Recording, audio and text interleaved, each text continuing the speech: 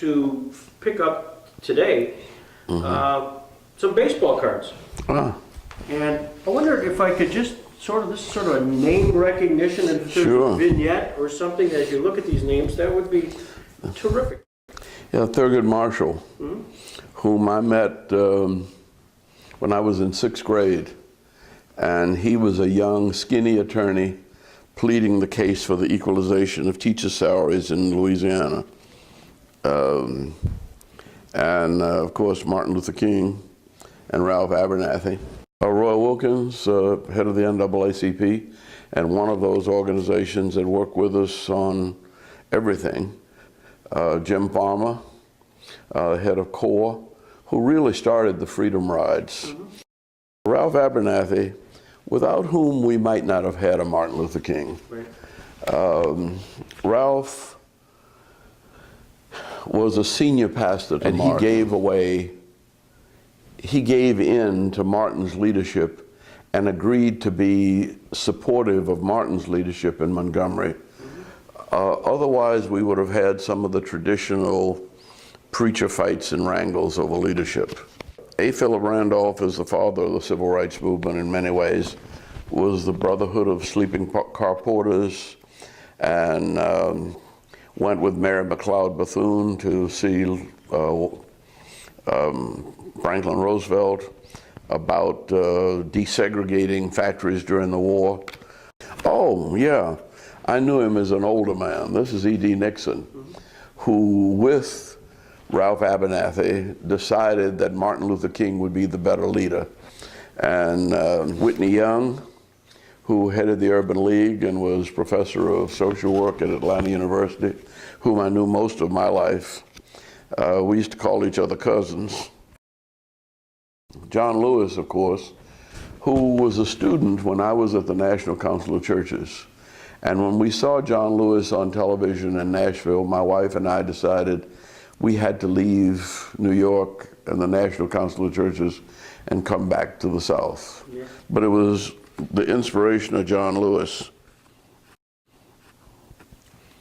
This is James Meredith and John Doar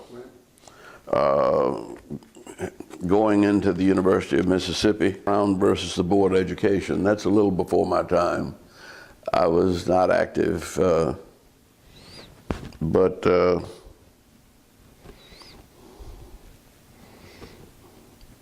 that might be Bill Coleman, who later became Secretary of Transportation.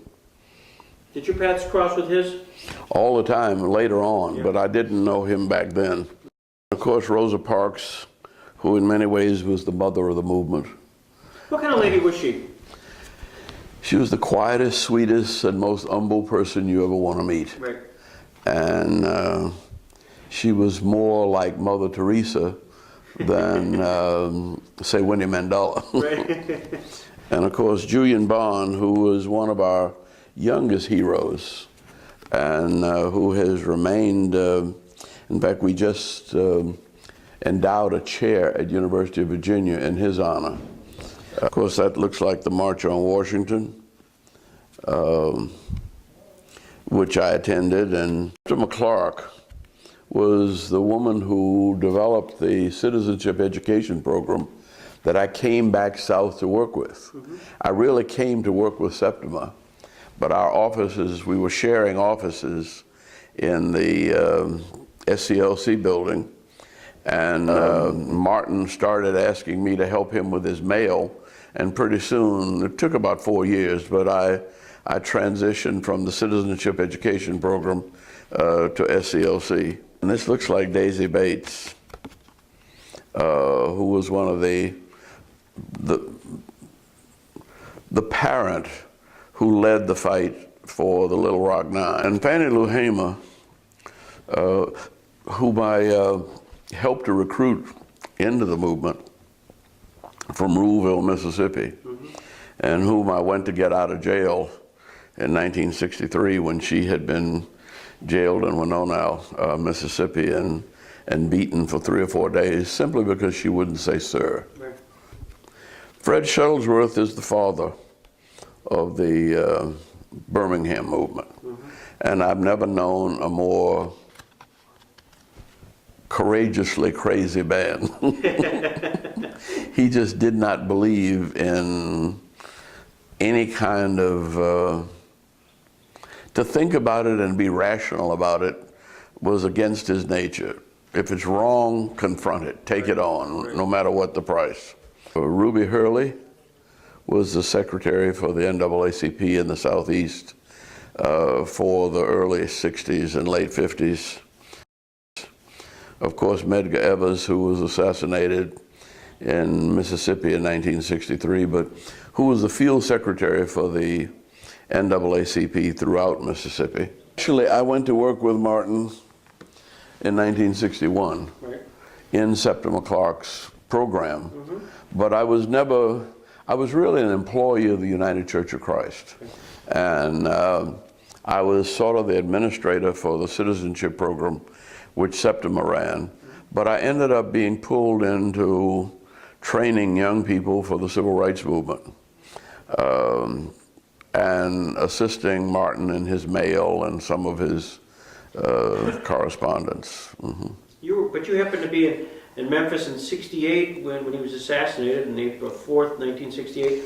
You were there principally, though, you were testifying at a hearing, weren't you? Well, I was there testifying in behalf of we had been prevented from marching, and we went to federal court. And I had spent the day in federal court when Dr. King was prevented from marching, and we actually won the case. But as I came home and had been in court all day, we didn't have any cell phones in those days, so he hadn't heard from me all day long.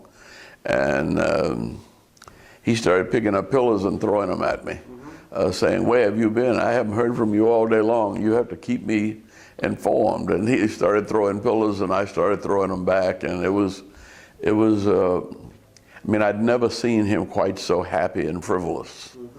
And 15 minutes later, he was gone. The reason were you guys going to a reception? Was that the reason? We were going to Billy Kyle's home for dinner. When you heard the shot, did you think it was a shot, or? No, I actually thought it was a car backfiring. Really? And I had no idea it was a shot. And then I looked up on the balcony and I saw that he was not on the balcony. And I actually thought he was clowning and had, sort of gone back into the room. And then I saw his shoes sticking out under the balcony. Did you get a sense, as far as, did they have an identification pretty immediately where the shots came from? And we were pointing across the street to where the shots came from. Now, the shots could have come from, there were many people that said they saw shots coming from some azalea bushes that were about 6 or 8 feet tall. And the FBI decided that it came from the window, the bathroom window. It really didn't make much difference to us then, but interestingly enough, when we came back from the hospital, the Memphis Parks Department was cutting down all those bushes and swept that whole area clean. So they were at least complicit to the extent that they destroyed the crime scene. Right.